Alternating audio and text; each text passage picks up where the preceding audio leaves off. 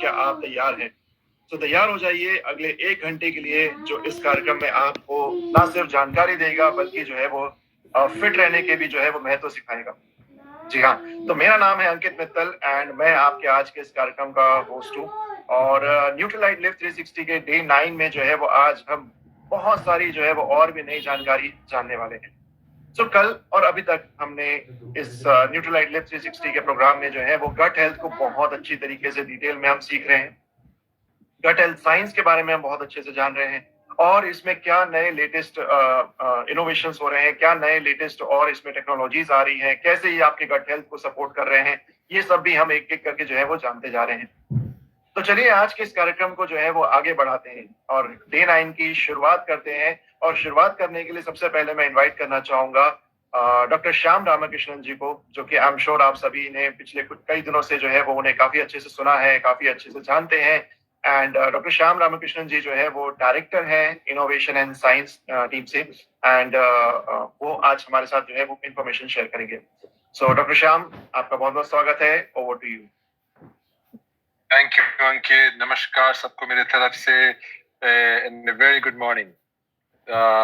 जैसे कि मैंने 2-3 दिन पहले बताया था, बहुत बहुत रिसर्च हो रहे हैं, लेकिन आज मैं आपको एक नई रिसर्च के बारे में बात करूंगा। तो आज मैं आपको लेके चल रहा हूँ हेल्थ और फिटनेस के एक नए इंटरेस्टिंग एरिया में, पोस्ट बायोटिक्स की दुनिया में। पोस्ट बायोटिक्स तो हमने तो सुना होगा प्रोबायोटिक्स के बारे में, वो बेनिफिशियल लाइव बैक्टीरिया जो हम फूड और सप्लीमेंट्स के थ्रू अपने डाइट में इंक्लूड करते हैं, और प्रीबायोटिक्स के बारे में जो हमने बताया था डाइटरी फाइबर्स होते हैं जो हमारे गुड बैक्टीरिया को नरिश करते हैं। लेकिन अब हम एक नया और एक्साइटिंग टेरिटरी की तरफ जा रहे हैं, वो है पोस्टबायोटिक्स। तो पोस्टबायोटिक्स का मतलब क्या है?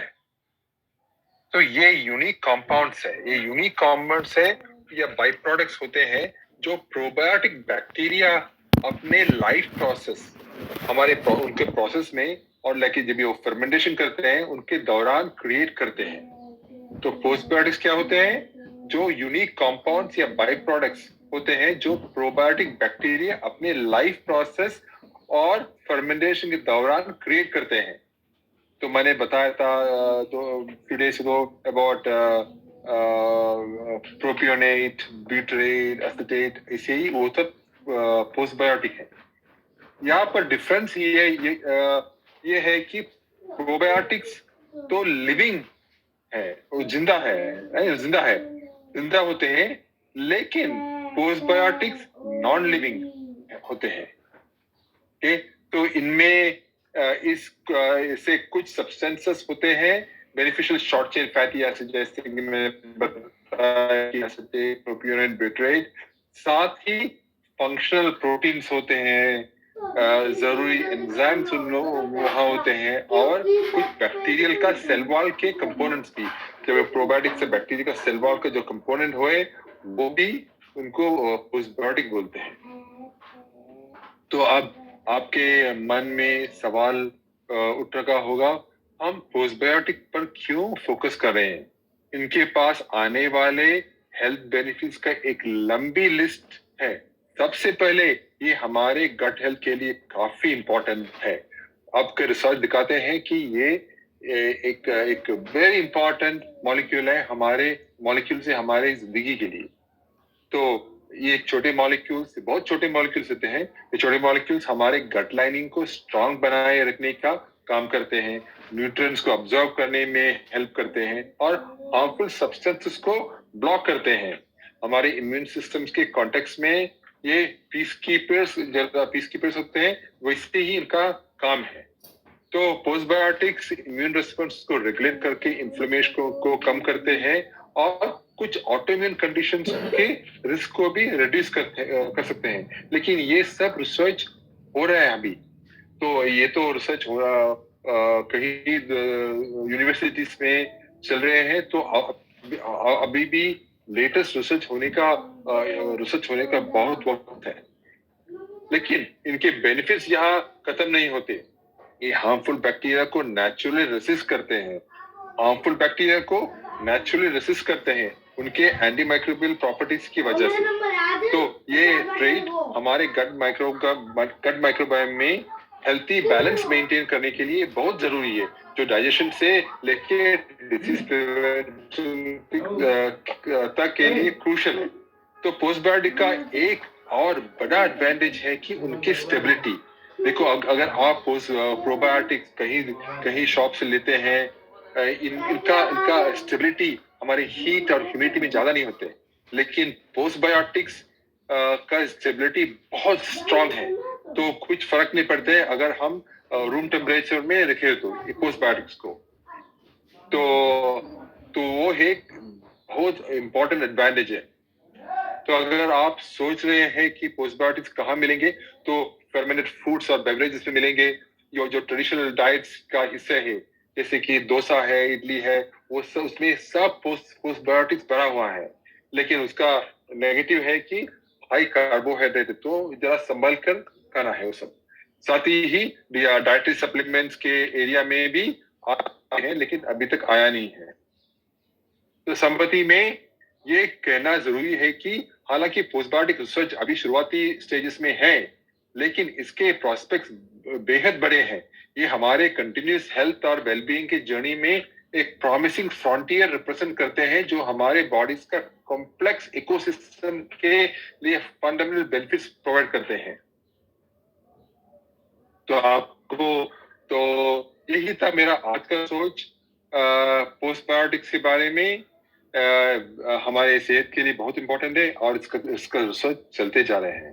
तो ठीक है, अब मैं वापस मेरा स्टेज अंकित को देंगे। Ankit, mike is yours. Thank you. Thank you sir, thank you so much. So postbiotics जो एक टर्मिनोलॉजी, एक चीज जो हमें अभी तक जो है वो हमने सुनी नहीं होगी, या सुनी होगी तो हमने उतना ध्यान नहीं दिया होगा, उसके बारे में बहुत अच्छे तरीके से आपने बताया सर, एंड बहुत बहुत धन्यवाद। विद दिस अब मैं आगे बढ़ता हूँ और बुलाना चाहूंगा करिश्मा सिंह जी को, जो कि एमवे के एक्सपर्ट न्यूट्रिशनिस्ट है। तो करिश्मा जी जो है वो बेसिकली हमें आज के सेशन में माइंडफुल ईटिंग की क्या पावर होती है और लाइफस्टाइल प्रैक्टिसेस क्या प्लान करनी चाहिए अच्छे गट हेल्थ के लिए, वो हमें बताएंगी। So Karishma ji, over to you. Yes, thank you so much, Ankit. So a very good morning to all of you. नमस्कार। I hope आप सभी जो हैं वो अपनी बहुत अच्छी सेहत में होंगे। So yes, जैसे कि आज का जो टॉपिक है, फर्स्ट मैं अपना जो स्क्रीन है वो शेयर कर देती हूँ। Just a second, please.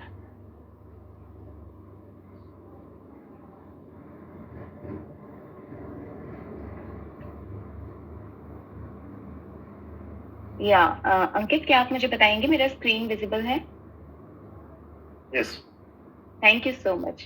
So yes, जैसे कि आज हम देख रहे हैं कि आज का हमारा जो टॉपिक है वो है कि हमें अपनी जो माइंडफुल ईटिंग है उसको किस तरीके से मतलब कि उपयोग करना चाहिए। क्योंकि अगर मैं देखूं कि जब भी हम एज अ न्यूट्रिशनिस्ट अगर मैं देखूं तो बहुत सारे लोगों का जब मैं कंसल्टेशन करती हूँ, या आप लोगों के पास भी जब भी कोई ऐसा कोई पर्सन आता है जो बहुत ही ज्यादा मतलब कि ऐसा रहता है कि हमारा ट्रैवल बहुत ज्यादा है, हम अपनी हेल्दी डाइट को अच्छे से फॉलो नहीं कर पाते हैं, तो ये जो टॉपिक है माइंडफुल ईटिंग का जो एक टॉपिक है वो बहुत ज्यादा इंपॉर्टेंट हो सकता है। क्योंकि माइंडफुल ईटिंग एक बहुत ज्यादा साइंटिफिकली चीज है जो कि हमें जानना बहुत ज्यादा जरूरी है।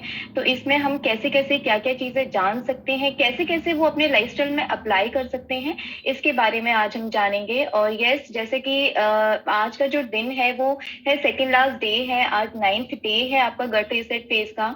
तो मैं सबको यहाँ पे सबसे पहले तो कंग्रेचुलेशंस करना चाहूंगी कि आप सभी लोग, जितने भी लोगों को मैं यहाँ पर देख रही हूँ, उन सभी लोगों ने गट रीसेट का जो फेज है उसको बहुत ही अच्छे से फॉलो किया है। और आई होप आप सभी को ये जो इसके जो रिजल्ट्स हैं वो अच्छे तरीके से दिख रहे होंगे। So yes, back to the topic कि जो आज का टॉपिक है माइंडफुल ईटिंग, उसके बारे में हम बात करते हैं। तो नेक्स्ट स्लाइड करती हूँ यहाँ पे। यस, तो सबसे पहले अगर मैं बात करूं कि माइंडफुल ईटिंग होती क्या है, तो माइंडफुल ईटिंग होती है कि टोटल अवेयरनेस, मतलब कि आप पूरे तरीके से जागरूक हैं कि आपने अपनी जो प्लेट है उसमें किस किस तरीके की फूड चॉइसेस को ऑप्ट किया है। ऐसा नहीं है कि लाइक क्या है कि जब कभी होता है हमारा जब फास्ट पेस लाइफस्टाइल होता है, या फिर हम कहें कि हमारे घर में अगर छोटे बच्चे होते हैं तो अगर वो स्कूल जा रहे होते हैं तो बहुत बार ऐसा मैंने देखा है कि लाइक जो पेरेंट्स होते हैं वो इतने ज्यादा मतलब कि इन्वॉल्व होते हैं अपने बच्चों को तैयार करने में, या खुद भी अपने चीजों में इन्वॉल्व होते हैं, तो उनको बच्चे भी प्रॉपर तरीके से उतना टाइम नहीं निकाल पाते हैं अपने ब्रेकफास्ट के लिए, और पेरेंट्स भी उनको इतने उस तरीके से फोर्स नहीं कर पाते हैं उस टाइम पे ब्रेकफास्ट कराने के लिए। तो उस चीज में क्या करते हैं कि केवल एक जो दूध का ग्लास होता है वो कंज्यूम करा देते हैं और उनके लिए वो एक मील हो जाता है, जो कि बिल्कुल भी सही चीज नहीं है। हमें यहाँ पर यही चीज जानने की जरूरत है कि किस तरीके से हम उस टाइम को थोड़ा इंक्रीज कर पाए, और किस तरीके से हम जो हमारी फूड चॉइसेस हैं माइंडफुल ईटिंग को लेकर उनको हम यूज कर पाए। क्योंकि माइंडफुल ईटिंग है जो कि आप अपने पूरे जो सेंसेस होते हैं उसमें, जितने भी आपके जो सेंसेस हैं, लाइक टेस्ट का सेंस है, आपका जो हियर का सेंस है, या फिर आपका जो स्मेल का सेंस है, वो सभी सेंसेस आप अपने खाने पीने में उस समय पे उपयोग कर पाए। तो इस चीज में आपका जो माइंडफुल ईटिंग है वो काफी ज्यादा जो है आपके लिए यूजफुल हो सकता है। एंड इसी के साथ साथ में अगर मैं बात करूं कि जब आप खाना खाते हैं, खाना खाने की जो आपकी जगह है उसके आसपास का जो एरिया है, मतलब कि आपको प्रेजेंट मोमेंट को इम्पोर्टेंस देनी है। कि मान लीजिए फॉर एन एग्जाम्पल कि अगर मैं किसी जैसे कि फॉर एन एग्जाम्पल कि अगर मैं कश्मीर जा रही हूँ, या कोई पर्सन है वो बहुत अच्छे किसी इलाके में किसी हिली एरिया पे जा रहा है, राइट, तो उस समय अगर वो उस जर्नी के दौरान वो सो जाते हैं, या फिर बिल्कुल भी जो बाहर की जो सीनरीज हैं, गार्डन्स हैं, पेड़ पौधे हैं, या जो भी चीजें उनको रास्ते में मिलती हैं उनको सही तरीके से एंजॉय नहीं कर पाते हैं, केवल यही वेट करते हैं कि किसी भी तरीके से बस हम अपनी डेस्टिनेशन तक पहुंच पाए। तो वो डेस्टिनेशन तक तो पहुंच जाते हैं, लेकिन अपना जो सराउंडिंग है, जो आसपास की जो चीजें हैं, सीनरीज है, उनको वो एंजॉय नहीं कर पाते हैं। तो यहाँ पर हमें वही चीज जाननी जरूरी है कि जब हम खाना खाते हैं तो आसपास की जो चीजें हैं, हमारी जो सराउंडिंग है, उनको हम किस तरीके से अपने खाने के साथ साथ में एंजॉय कर रहे हैं, और टोटल अवेयरनेस आपको उसमें दिखानी है, राइट। तो इस तरीके से माइंडफुल ईटिंग जो है हम यहाँ पे डिफाइन कर सकते हैं। देन इसके बाद में चलते हैं हम कि अब माइंडफुल ईटिंग हमने जान लिया क्या होता है, बट इसको करे तो करे कैसे, इसके भी कुछ ना कुछ स्टेप्स हैं। तो उसमें सबसे पहला जो स्टेप है वो अगर मैं देखूं तो सबसे पहला जो स्टेप आता है कि सबसे पहले कोई भी पर्सन जो इंडिविजुअल पर्सन है उसको ये जानना जरूरी है कि क्या उसको मतलब कि भूख लग रही है, क्या उसको मतलब कि भूख लग रही है, या फिर उसको सटाइटी क्यूज क्या क्या हो सकते हैं या क्या क्या हो रहे हैं। इस चीज को रिकॉग्नाइज करना बहुत ज्यादा इंपॉर्टेंट है, क्योंकि ये भी चीजें इंपॉर्टेंट है कि हम कब खाना खा रहे हैं, कब हमें खाना खाना है, कितना खाना खाना है, और क्या खाना खाना है, राइट। हमारी प्लेट में हम जो भी चीजें लेंगे उनमें चीजें कब क्या कितनी, ये चीजें बहुत ज्यादा इंपॉर्टेंट है। इन चीजों को जानना बहुत ज्यादा इंपॉर्टेंट है अगर हम एक माइंडफुल ईटिंग की बात करते हैं तो। देन इसके बाद में जो सेकंड पॉइंट आता है वो ये है कि आप जो भी चीज अपनी प्लेट में ले रहे हैं वो आपका न्यूट्रिशियस होना चाहिए, साथ ही साथ में वो ऐसी चीज होनी चाहिए जिसको आप इंजॉय कर सकें। लेट्स अगर मैं इसको एक एग्जांपल के तौर पे बात करूं, एक बहुत ही सिंपल सा एग्जांपल दूंगी जिससे कि आप लोग रिलेट कर पाए कि हम लोग कहीं बाहर गए हैं, राइट। उसके बाद में हमें कुछ ऐसा लगा है कि कुछ ना कुछ खाने के लिए होना चाहिए, बट हमें न्यूट्रिशियस भी चाहिए लेकिन साथ ही साथ में इंजॉयबल भी चाहिए, जो कि हमारे शरीर के लिए काफी ज्यादा बेटर हो, लेकिन साथ ही साथ में हमें उसको खाने पीने में मजा भी आना चाहिए। तो उस केस में क्या होता है कि बहुत सारे लोग होते हैं जो ऐसे होते हैं कि सामने अगर आपके पास दो ऑप्शन है, आप कहीं गए हैं सड़क पे, चाय की जो एक लाइक मैं कहूँ एक छोटा सा स्टॉल होता है वो आपको हर 1 किलोमीटर की दूरी पे आपको मिल जाता है, राइट। तो चाय का स्टॉल हो गया, आपके आपके सामने वो है, और उसी के साथ साथ में आपको एक कोकोनट वाटर का स्टॉल भी दिखता है। तो उस केस में ज्यादातर लोग, मैं ये दावे के साथ कह सकती हूँ कि ज्यादातर लोग जो हैं आज की डेट में भी ठीक है हम लोग गट रिसेट फेस करें, लेकिन ज्यादातर उनका जो माइंड है ना वो चाय की तरफ जाएगा, राइट। तो ये जो चाय जो एक चीज होती है, अगर हम चाय को ऑप्ट करते हैं तो वो हमारी बॉडी को, केवल हमारा जो गट है उसको खराब करने में हेल्प कर रहा है, और उसके अलावा कोई भी बेनिफिट नहीं दे रहा है। तो बेसिकली हमें अपनी न्यूट्रिशियस एंड इंजॉयबल चीज पे जाना चाहिए, जो कि है हमारा कोकोनट वाटर, जो कि हमारे डाइजेशन के लिए, हमारी बॉडी को हाइड्रेट करने के लिए बहुत ज्यादा बेटर रहता है। सो आई होप ये जो छोटा सा एग्जाम्पल है जो काफी ज्यादा सिंपल था वो आपको समझ आया हो कि आपको उन्हीं फूड चॉइसेस को ऑप्ट करना चाहिए जो कि आपकी बॉडी के लिए न्यूट्रिशियस हो, जो कि आपको नरिशमेंट दे, एंड साथ ही साथ में उसको खाकर आपकी बॉडी जो है वो एंजॉय कर पाए। राइट। देन इसके बाद में जो नेक्स्ट पॉइंट है वो है कि जब भी आप खाना खाते हैं, आप अपनी प्लेट में जितना भी पोर्शन आप ले रहे हैं, जैसे कि अगर मैं अभी गट रीसेट की बात करूँ तो गट रीसेट में अभी चल रहा है हमारा 25% हमारा प्रोटीन चल रहा है, 25% हमारा कॉम्प्लेक्स कार्ब्स होना चाहिए हमारी प्लेट में, एंड 50% जो है वो आपके फ्रूट्स एंड वेजिटेबल्स होने चाहिए। राइट। तो अगर हम ये सारी चीजें लेकर जब हम खा रहे हैं तो हमारी जो खाने का जो प्रोसेस है ना, ईटिंग रेट है, वो काफी ज्यादा स्लो होना चाहिए। मगर मतलब कि अगर मैं बात करूं कि हमारा जो एक जब हम चबाते हैं खाने को तो उसका जो एक उसका जो एक एक मतलब कि उसको हमें बहुत धीरे धीरे से चबाना है ताकि हमारे जो खाना है वो प्रॉपर तरीके से हमारे शरीर में जाके डाइजेस्ट हो पाए और हमारे शरीर को उसका जो न्यूट्रिशन सपोर्ट जो है वो अच्छे तरीके से मिल पाए। राइट।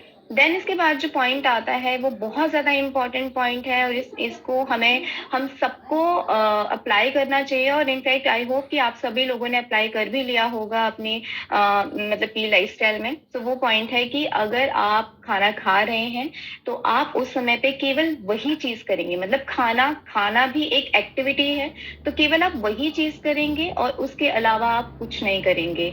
जैसे कि बहुत सारे लोग जो हैं वो टीवी के सामने बैठ के खाना खाते हैं या फिर अपने हाथ में फोन लेकर खाना खाते हैं या फोन में कुछ चलाकर खाना खाते हैं। तो ये अगर कोई एक्टिविटी नहीं होनी चाहिए, केवल खाना खाना ही आपकी उस टाइम पे एक्टिविटी होनी चाहिए। राइट। देन इसके बाद में आता है कि आप जब खाना खाते हैं तो आपको सभी अपने जो सेंसेस होते हैं, राइट, उनको आपको इस्तेमाल करना चाहिए जब आप खाना खा रहे हैं। मान लीजिए कि आपकी प्लेट में बहुत सारी चीजें हैं तो आपको उसकी जो हमारा जो स्मेल का जो सेंस है उसको इस्तेमाल करना चाहिए कि हमारा जो फूड है वो किस तरीके से स्मेल कर रहा है, किस तरीके से उसका उसका जो फ्रेग्रेंस है वो आ रहा है।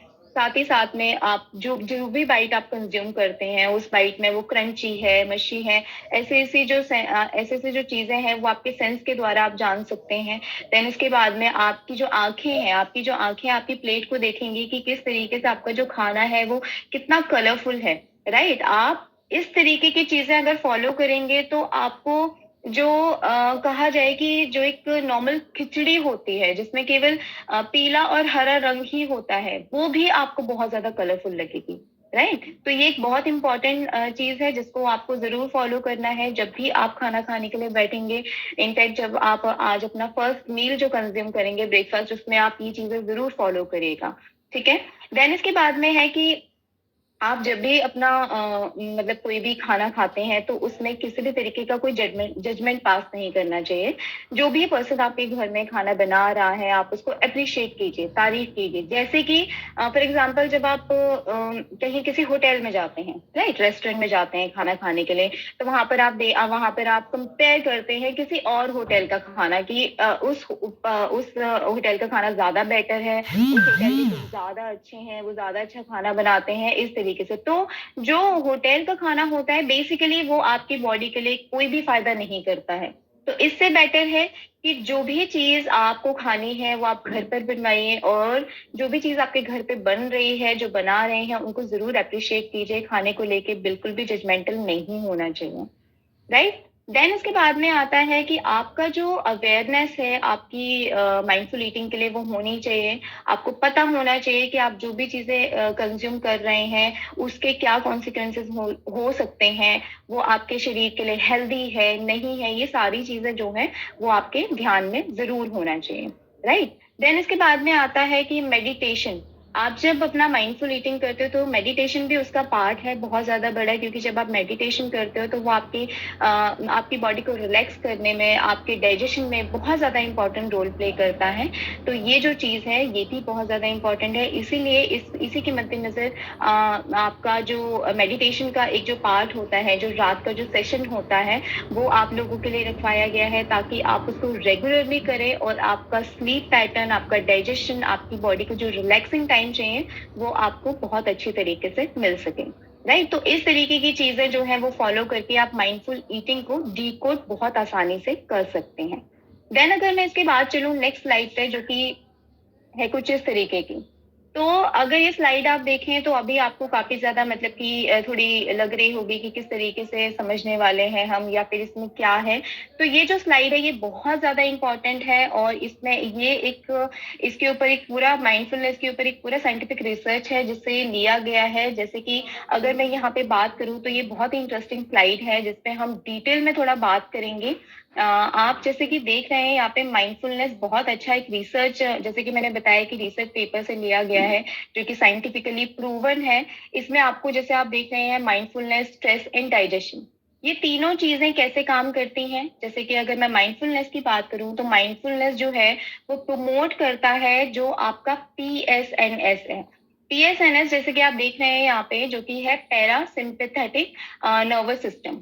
ये एक तरीके का मतलब कि आपका ऐसा नर्वस सिस्टम है जो कि आपकी बॉडी को काम रखता है, मतलब आपकी बॉडी को शांत रखता है, रिलैक्स रखता है, राइट। जैसे कि फॉर एग्जांपल कि आपके घर में कोई गार्डनर है या फिर कोई केयर टेकर है आपके गार्डन का, तो उस गार्डन में आपका एक मतलब कि उस गार्डन में जो भी चीजें होती हैं, लाइक कई सारे तरीके के प्लांट्स होते हैं, जैसे कि आपने देखा होगा अपने घरों में कि हर एक प्लांट को उतनी ही अमाउंट में सनलाइट नहीं चाहिए होती, किसी को कम चाहिए होती है, किसी को ज्यादा चाहिए होती है, तो उस तरीके से वो उसकी टेक केयर करता है। या फिर अगर मैं कहूँ कि कहीं घास ज्यादा है, कम है, तो उस चीज की वो टेक केयर करता है।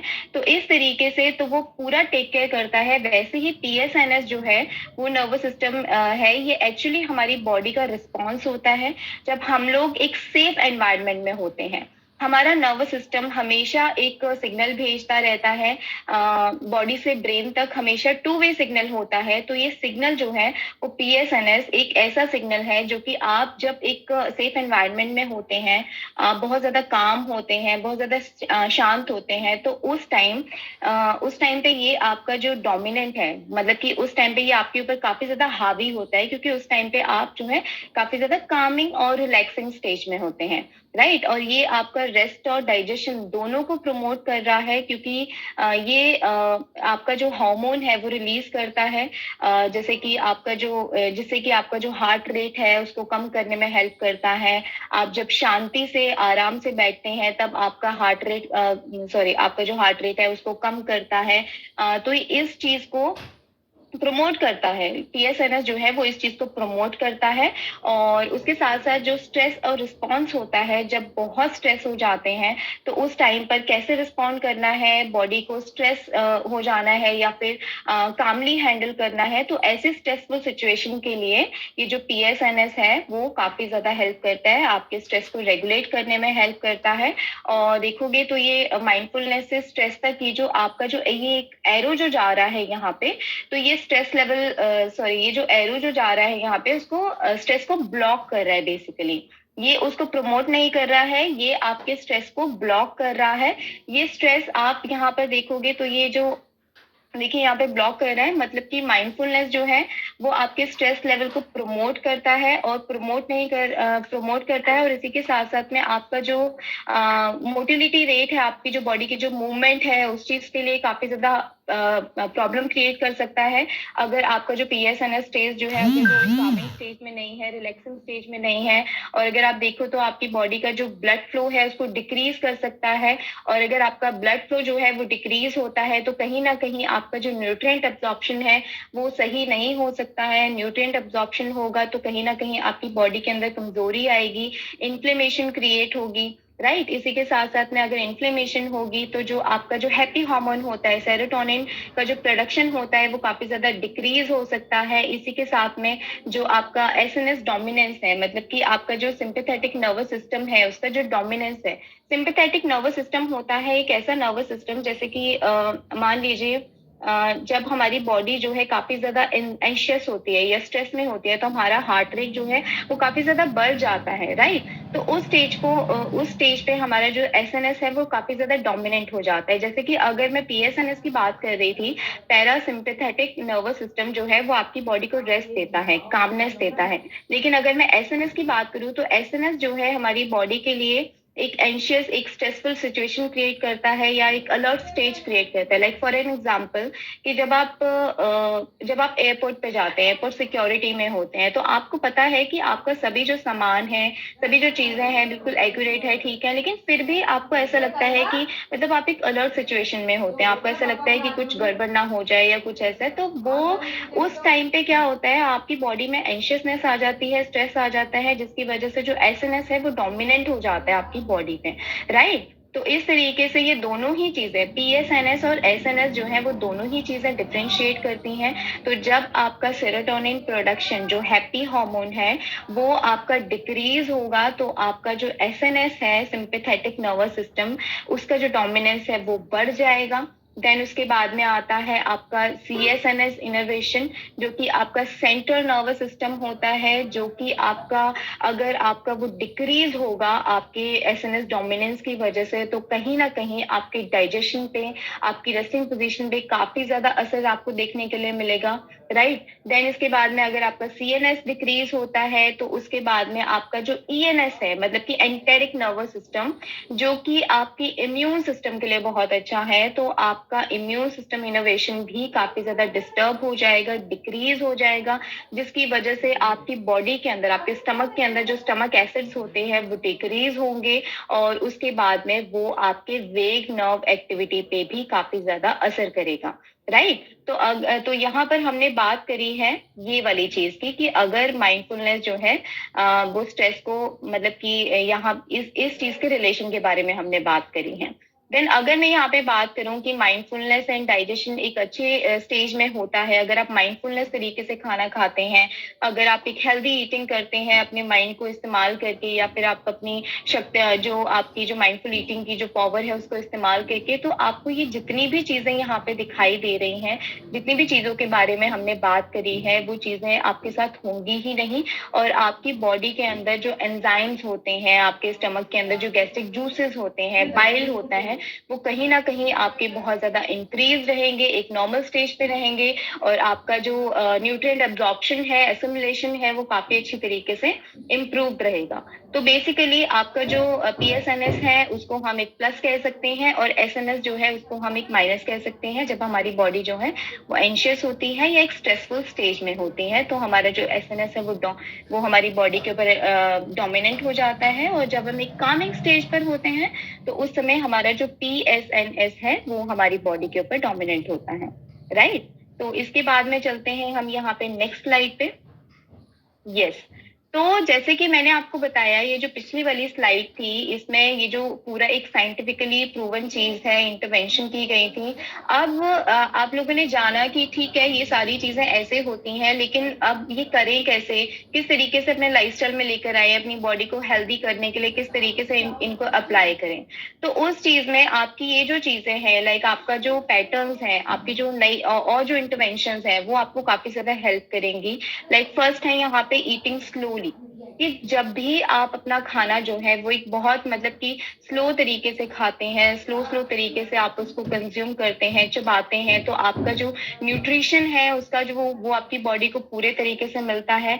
तो जब आप करते हैं ये, तो आपका जो खाना है जब आप अपने माउथ से स्टार्ट करते हैं, तो आपका जो डाइजेशन है वो आपके माउथ से ही स्टार्ट हो जाता है, जो कि आपके जीआई ट्रैक्ट तक जाता है, जो कि धीरे धीरे आपकी बॉडी के अंदर जो है काफी ज्यादा इंपॉर्टेंट हो जाता है, आपके डाइटरी फैट को डाइजेस्ट करने में हेल्प करता है। साथ ही साथ में आपकी जो आपकी फूड पाइप में जो चिकनाई होती है उसके लिए काफी ज्यादा बेटर होता है, ताकि आपका जो फूड है वो अच्छी तरीके से फूड पाइप से आपके जीआई ट्रैक्ट तक जाए, और आपकी बॉडी जो है वो काफी ज्यादा कामनेस इफेक्ट दिखाए, और आपका जो पीएसएनएस, मतलब कि जो हम बात कर रहे हैं बार बार पैरा सिंपैथेटिक नर्वस सिस्टम के बारे में, वो आपकी जो है बॉडी में बनी रहे, और आपका जो फूड है जब आप ईटिंग, मतलब कि इसको धीरे धीरे तरीके से खाएंगे, तो आपका जो फूड है वो अच्छी तरीके से आपकी बॉडी के अंदर काम करेगा, आपके माउथ से ही आपका डाइजेशन स्टार्ट हो जाएगा, राइट। तो अब जब ये बात हुई, तो अब आता है कि इसको करें कैसे, क्या क्या चीजें करनी चाहिए, इसकी जो सैंपल एक्सरसाइज है वो क्या क्या होनी चाहिए।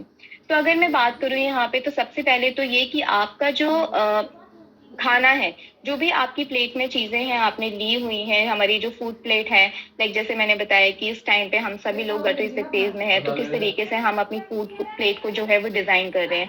तो आपकी प्लेट में जो भी चीजें हैं उसको आप बहुत अच्छी तरीके से, बहुत स्लोली तरीके से चबाइए। जैसे कि हर एक चीज को, जो भी आप बाइट कंज्यूम कर रहे हैं उसको 30 टाइम्स तो चबाइए।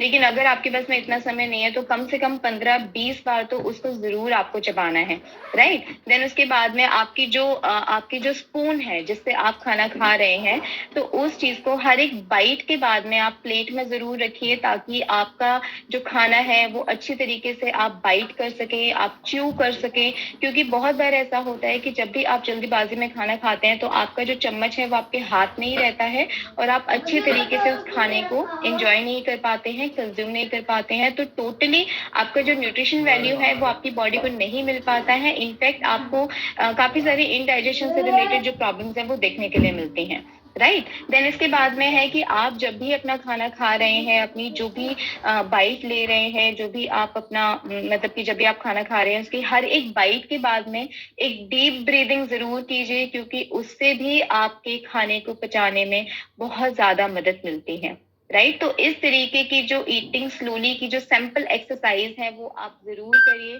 क्योंकि ये आपकी बॉडी को बहुत ज्यादा मतलब कि बेनिफिशियल रहेगी और आपके खाने के द्वारा जो मिलने वाला न्यूट्रिशन है वो आपके शरीर को बहुत अच्छे तरीके से मिल जाएगा, राइट। देन इसके बाद जो सेकंड चीज आती है, सेकंड इंटरवेंशन है, वो है मेडिटेशन। जैसे कि मैंने आपको सेकंड स्लाइड में बताया था कि मेडिटेशन जो है वो बहुत ज्यादा इम्पोर्टेंट है, जो कि हमारी माइंडफुल ईटिंग को प्रमोट करती है। तो मेडिटेशन क्या है, जैसे कि आप सभी लोग आज की डेट में हर मतलब कि अपने डिनर के बाद में मेडिटेशन जरूर करते हैं, राइट। तो मेडिटेशन से क्या होता है, मेडिटेशन से हमारा जो लाइक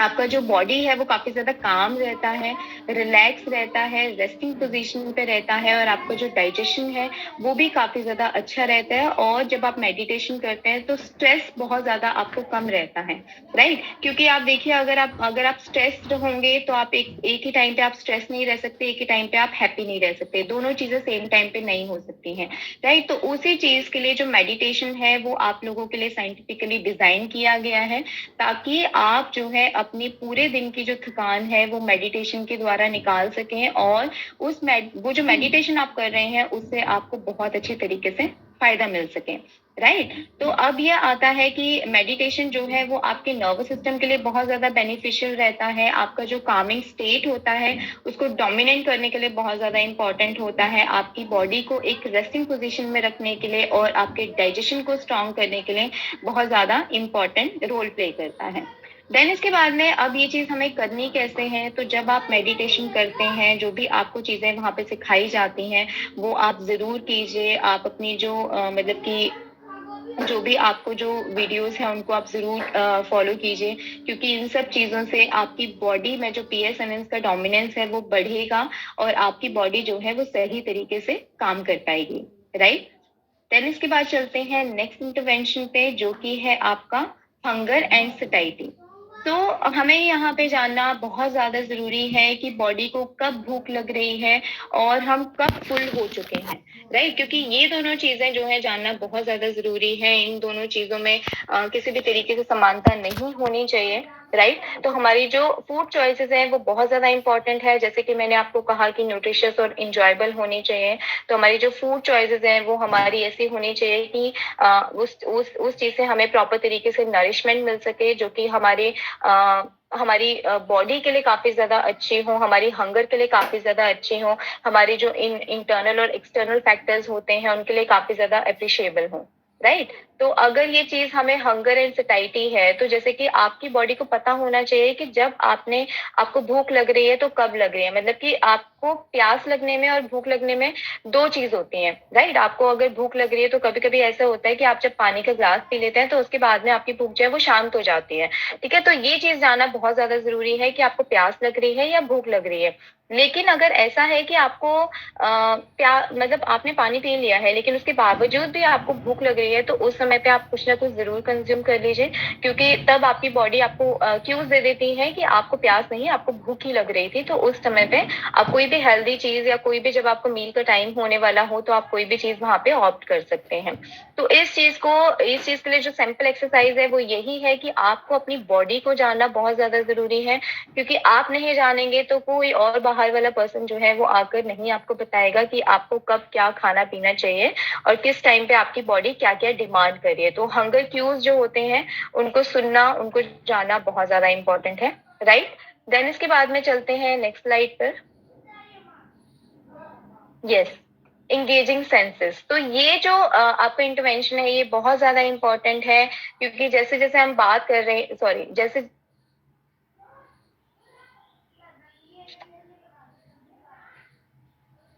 ओके, सॉरी।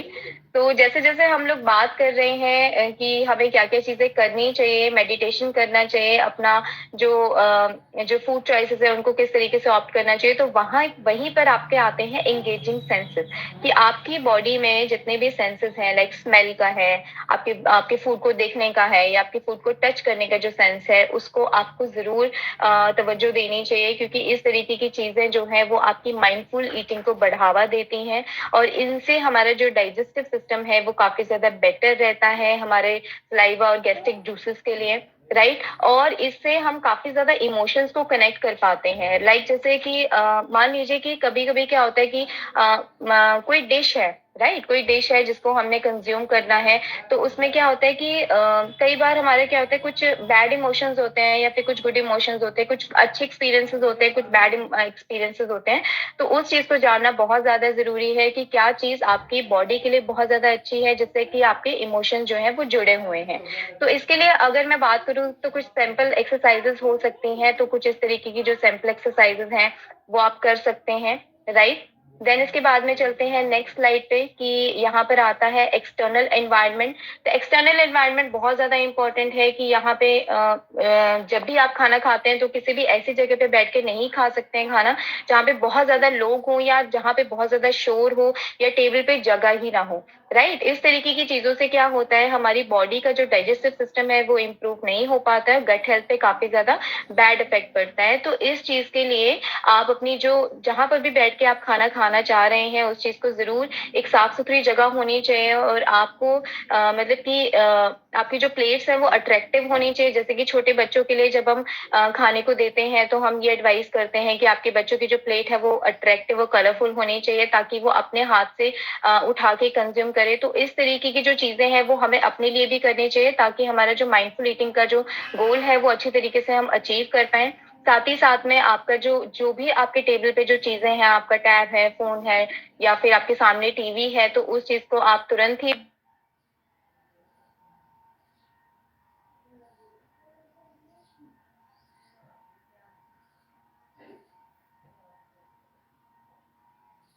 ओके। तो यस, तो इस तरीके की चीजें जो है वो आप कर सकते हैं। Am I audible sir? Yes, Karishma, you're audible. Okay, thank you. तो यस, इस तरीके की चीजें आप कर सकते हैं। देन उसके बाद में माइंडफुल ईटिंग के कुछ यहाँ पे बेनिफिट्स हैं, कि आपके स्ट्रेस को रिड्यूस करता है, आपके वेट लॉस में हेल्प करता है, डाइजेशन को स्ट्रॉन्ग करता है, आपकी कैलोरीज को रिड्यूस करने में हेल्प करता है, क्योंकि आप बहुत स्लोली च्यू करते हैं, राइट। आपके जो बिंज ईटिंग, मतलब बार बार जो आपको भूख लगती है, तो उस चीज को प्रिवेंट करने में हेल्प करता है। साथ ही साथ में आपकी फूड क्रेविंग्स को रिड्यूस करने में हेल्प करता है। देन इसके बाद में आता है कि आपका जो माइंडफुल ईटिंग का जो साइकिल है वो कुछ इस तरीके का होना चाहिए, कि आपको पता होना चाहिए कि आपको क्यों खाना है, आपको कब खाना है, आपको क्या खाना है, राइट, और कितना खाना है, मतलब कि आपको कितना खाना है, कितने पोर्शन में खाना खाना है, और आपको कहाँ पे खाना है, राइट। इस तरीके की जो चीजें हैं वो ज्यादा इंपॉर्टेंट है, क्योंकि ये जो चीजें अगर आप जान लेंगे तो आप माइंडफुल ईटिंग को बहुत अच्छी तरीके से फॉलो कर पाएंगे, और उस तरीके की जो उसके जो बेनिफिट्स हैं वो अच्छे तरीके से ले पाएंगे। देन इसके बाद में आता है आज का एक्टिविटी ऑफ द डे। जैसे कि हम लोग बात कर रहे हैं माइंडफुल ईटिंग के बारे में, बार बार हम स्लोली च्यू करने के बारे में बात कर रहे हैं, तो यहाँ पर आप ये वाली जो एक्टिविटी ऑफ द डे है इसको आप फॉलो कीजिए कि आपका जो फूड है वो आप कितनी बार च्यू कर रहे हैं, और आपके आसपास जो सराउंडिंग है उसको आप फील कीजिए कि आपने अपनी एक तो फूड मील प्लेट में क्या लिया है और आसपास आपके क्या क्या चीजें हैं उसको आप जरूर फील कीजिए, और अपने जो ग्रुप है उसमें आप जरूर डिसाइड कीजिए। So thank you so much.